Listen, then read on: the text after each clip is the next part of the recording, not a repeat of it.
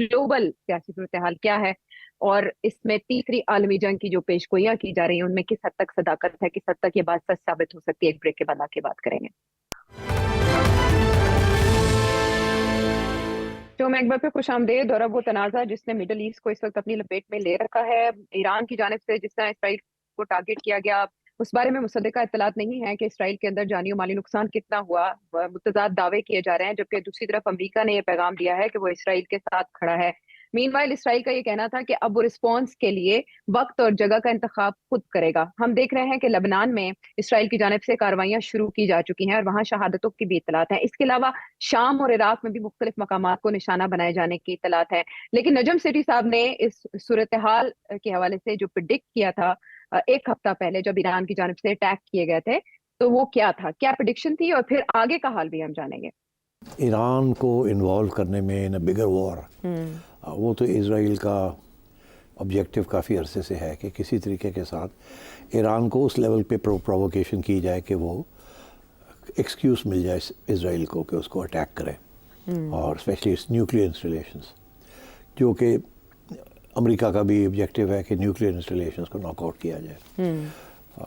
तो मगर ईरान इतना प्रोवोक नहीं हुआ। वो चाहते हैं कि ईरान प्रोवोक होके और कोई एक्सटेंड करे रेजिस्टेंस, जिस फिर इजराइल अटैक करे ईरान को। Iran is in very serious trouble. Israel is not in trouble, America is not in trouble, Iran is in trouble. Iran इसलिए इन ट्रबल में है कि अगर वो कुछ रेजिस्ट करते हैं, कुछ प्रोवोक और करते हैं, लड़ते हैं, मिसाइल्स मारना शुरू कर देते हैं, तो that will give Israel the excuse to do what they want to do. Israel के जहन में ये है बात कि हमने गाज़ा तो साफ़ कर दिया, हमास को भी हमने आधा कर दिया ये, मगर ईरान और हिजबुल्लाह जो है वो वैसे ही सॉलिड है अभी भी।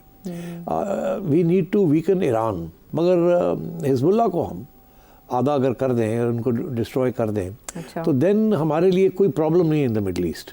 ईरान कम्प्लीटली आइसोलेट हो जाता है। फुल गाज़ा को, वो वेस्ट बैंक को, गाज़ा को क्लीन आउट करके उसको भी अब कॉलोनाइज करना चाह रहे हैं, और इसराइल के बॉर्डर्स को एक्सटेंड करना चाह रहे हैं। अब अगला बॉर्डर जो है नॉर्दर्न, वो जाके सदर्न लेबनान को मिलता है जी। तो वहाँ भी मेरा ख्याल है ये चाहेंगे कि अंदर घुस के तो एक एरिया जो है लेबनान का वो भी ऑक्यूपाई कर ले, अच्छा, एज अ बफर जोन। अच्छा सेठ साहब, जैसे आपने जुनूबी लबनान का तस्करा किया, जुनूबी लबनान में जो सोर्सेज हैं, डिफरेंट इसराइली फोर्सेस के सोर्सेज हैं, उन्होंने स्काई न्यूज को ये बताया कि ओदेसिया एक कस्बा है जुनूबी लबनान में, जहां ग्राउंड ऑफेंसिव की कोशिश इसराइली फोर्सेस की तरफ से की गई, तो रेजिस्ट उसको हिजबुल्लाह ने किया, एग्जैक्टली जैसे आप हमें बता रहे थे। अब नेक्स्ट आप क्या देख रहे हैं? तीसरी जंग अजीम की दस्तक पूरी दुनिया समझ रही है कि अब सुनाई दे रही है, और यह एक ऐसी जंग होगी जो मुख्तलिफ खितों को अपनी लपेट में ले सकती है। इसमें रशिया और चाइना कूद सकते हैं, अमेरिका पाकिस्तान पे दबाव डाल सकता है कि आप हमारे साथ हैं या हमारे खिलाफ। क्या समझते हैं आप, क्या अब इसराइल का जवाब कैसा होगा, नपा-तुला, या वाकई वो बहुत हार्ड आएगा इस इंतकाम की आड़ में? देखिए, मैं समझता हूँ कि बड़ा हार्ड रिस्पॉन्स आएगा, नंबर वन। नंबर दो, कि आपने देखा कि ममालिक सारे, उनका बयान आ गया है कि अरे हम तो न्यूट्रल रहना चाहते हैं। तो उससे बड़ा क्लियर हो गई बात कि ईरान आइसोलेट हो जाएगा, और इसराइल के पीछे वेस्टर्न पावर्स हैं, स्पेशली द यूनाइटेड स्टेट्स। ये जो यूनाइटेड स्टेट्स वाले कह रहे हैं ना जी, हम तो कहते हैं कि न्यूक्लियर इंस्टॉलेशंस को मत अटैक करें आप, नॉनसेंस। ये बोल्टन जैसे वहां लोग हैं, और बड़े लोग हैं हार्ड लाइनर्स अमेरिका में, जो कहते हैं मौका अच्छा आ रहा है, अगर करना ही है तो करो इसको, नॉकआउट द न्यूक्लियर। देखिए, आज अगर इमरान के पास न्यूक्लियर वेपन्स होते तो आपका ख्याल है इसराइल ने ये कुछ करना था? सवाल ही पैदा नहीं होता। तो इसलिए अब जो रैशनल है, जो लॉजिक है कि ये अच्छा मौका है, ईरान ने मिसाइल्स मारे हैं, हम कहते हैं खास डैमेज नहीं हुआ, फिर वो कहते हैं नहीं नहीं हमने तो उनके एयरबेस को अटैक किया है, 4 जगह पे किया है, ये किया है, वो किया है। तो अब इसराइल की तरफ से आ गया ना कि फिर अब हम बहुत हार्ड एक रिस्पांस देंगे, डिसप्रोपोर्शनेटली। ये भी सारे कह रहे हैं कि, तो अब बात यह है कि इसराइल तो करेगा।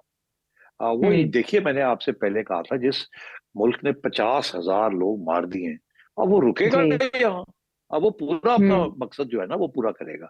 उधर नेतान्याहू जो है उसके खिलाफ वोट ऑफ नो कॉन्फिडेंस तैयार बैठा है, और वो जितनी देर तक जंग चलेगी, अगर वो जंग में ऐसी जीत खाता है तो वो तो फिर प्राइम मिनिस्टर रह जाएगा ना, उसको कौन रिमूव करेगा? तो उसके जाती इंटरेस्ट भी, पार्टी पॉलिटिकल इंटरेस्ट भी, और इजराइल स्टेट के पॉलिटिकल स्ट्रेटेजिक इंटरेस्ट भी सारे इस वक्त इकट्ठे हो गए हैं अंडर वन अम्ब्रेला।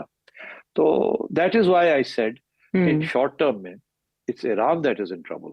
अब ईरान को के ऊपर अटैक आएगी, पहले तो मैं समझता हूँ कि हिजबुल्लाह के ऊपर वो करेंगे, और मेरा ख्याल है ईरान को और प्रोवोक करेंगे। ईरान को पूरी प्रोवोकेशन नहीं हुई, और प्रोवोक करेंगे, मगर वो एक आखिरी स्टेज होगी। एंड यू नो, हो सकता है उन्होंने कोई असैसिनेशंस भी प्लान किए हों ईरान के अंदर, और असैसिनेशंस, बिकॉज देखिए अब ये क्लियर होगी ना बात कि इजराइल ने इन्फिल्ट्रेट कर लिया है ईरान के अंदर, जो ईरान की नेशनल सिक्योरिटी इंस्टीट्यूशंस हैं उनको इन्फिल्ट्रेट किया हुआ है।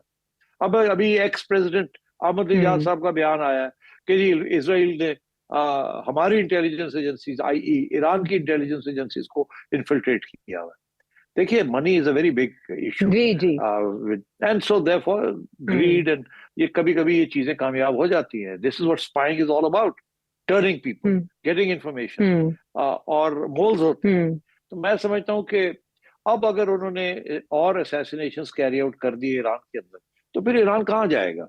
फिर और भी ज्यादा सख्त रिस्पॉन्स करना पड़ेगा।